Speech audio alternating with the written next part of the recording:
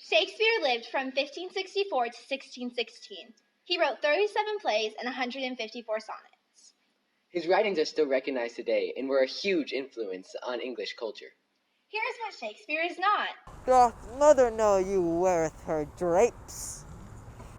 Here's the real Shakespeare. Now scene 2, act 1 of A Midsummer's Night Dream.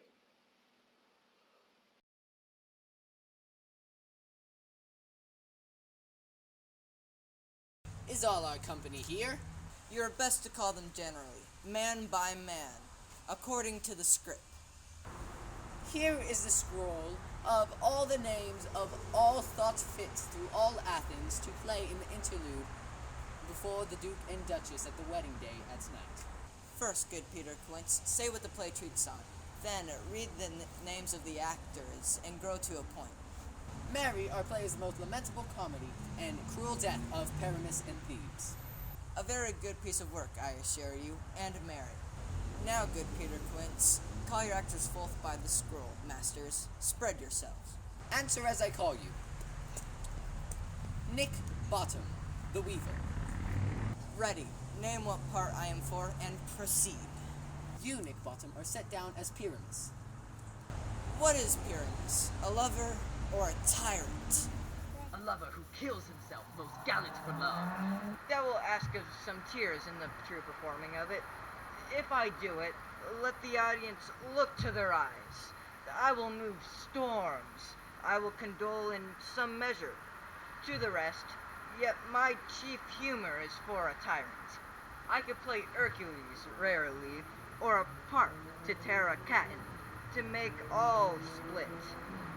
The raging rocks and shivering shocks shall break locks of prison gates, and Phoebus' car shall shine from far, and make and mar the foolish fates. This was lofty, now name the rest of the players. This is Hercules' vein, a tyrant's vein. A lover is more condoling. Francis Flute, the bellows mender.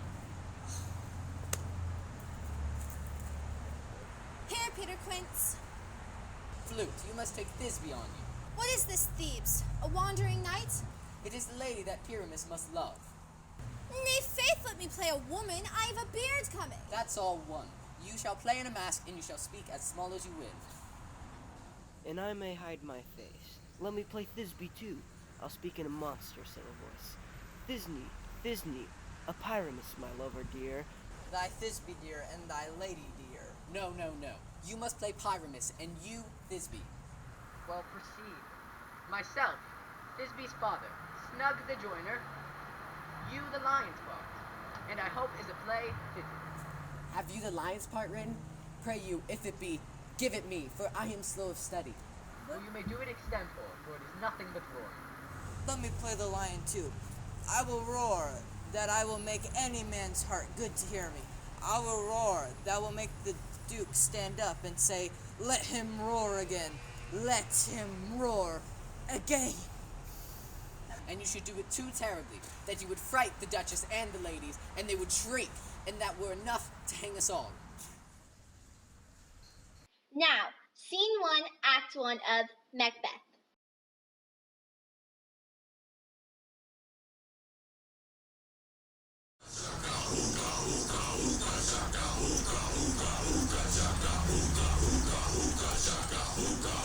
I can't stop this feeling deep inside of me. Girl, you just don't realize what you do to me. When shall we three meet again? In thunder, lightning, or in rain?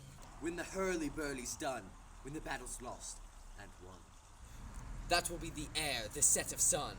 Where the place? Upon the heath. There we will meet Macbeth. Here I come, Grey Malkin. Paddock calls. Anon! Fair is foul, and foul is fair. We hover through the fog and filthy air.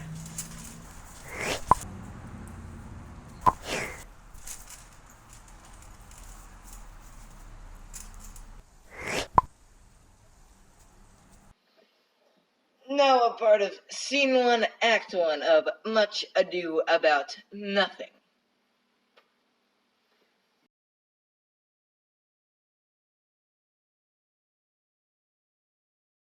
If Signora Lenato be her father, she would not have his head on her shoulders.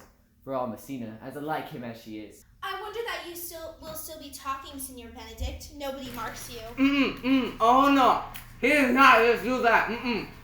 No marks for you, alright? That's one thing. What, my dear Lady Disdain? Are you yet living? Is it possible Disdain should die while she has such meat food as Signor Benedict?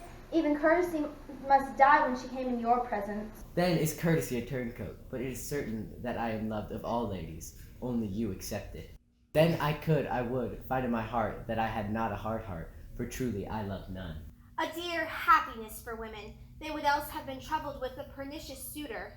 Thank God in my cold blood I am of your humor for that. For I'd rather hear my dog bark at a crow than a man swear he loves me. Oh, you tell him, sister. You tell him, alright? Get out of here, alright? Do these things are hard. Yeah, speak up, sister. Speak up. God keep your ladyship still in that mind, that some gentleman or other shall escape a predestinate scratched face. Scratching could not make it worse, and 'twere such a face as yours were. Woo! You go, girl. That's right. Yeah. Take a back scratcher to that thing. Yeah, it does nothing. Oh, up top, Beatrice. Up top, girl. All right, I'll sit down. Sorry. Well, you are a rare parrot, teacher. That's my girl. Would you quiet down? I got you, hon. All right, I got you. A bird of my tongue is better than a beast of yours. I would my horse had the speed of your tongue, and so good a continuer. But keep your way. In God's name, I have done. You always end on a jade's trick. I know you of old. That's right, Beatrice. That's right. Now a part of Scene 2, Act 1 of Romeo and Juliet.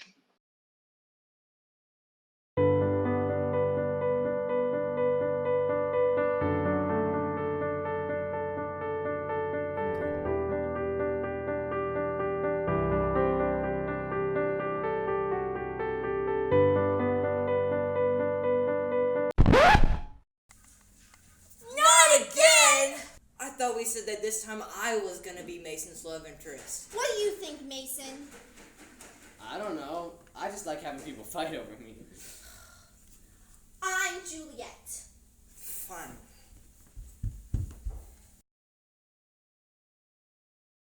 I'm me.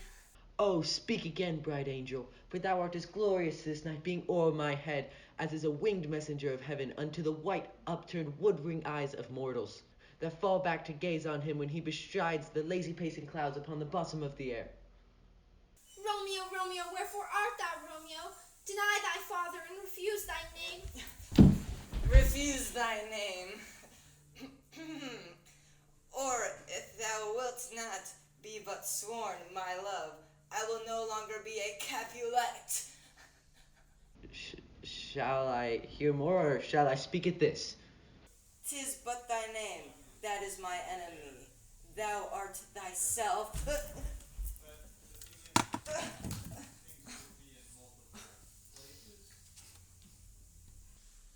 It is no hand, no foot, no arm, no face, nor any other part belonging to a man. Oh, be some other name. What's in a name? That which we call a rose by any other name would still spell as sweet. Sweet. So Romeo would, were he not Romeo called, retain that dear perfection that he owes without the title. Romeo, doff thy name, and for thy name, which take no part in thee, take all myself.